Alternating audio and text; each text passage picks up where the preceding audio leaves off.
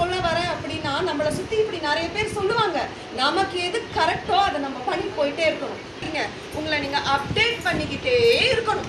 சும்மாவே ஒரு நிமிஷமும் இருந்துடாதீங்க. எவ்வளவோ விஷயங்கள் இருக்கு, எவ்வளவோ சர்டிபிகேட்ஸ் இருக்கு, எவ்வளவோ கலைகள் இருக்கு. அதை கத்துக்கோங்க. போவேன், என்ன நடக்குதுன்னு பாக்கிறதுக்கு போவேன். இது எல்லாமே நான் என்ன செதுக்கிக்கணும்னு நினைச்சுதான் நான் ஒண்ணு செதுக்கிக்கிட்டு வந்தேன். நம்மள யாருமே தாங்கணும்னு நினைக்காதீங்க. நம்ம தான் முன்னாடி நம்மளை தள்ளிக்கிட்டு போகணும். நம்ம தான் தள்ளிட்டு போகணும்.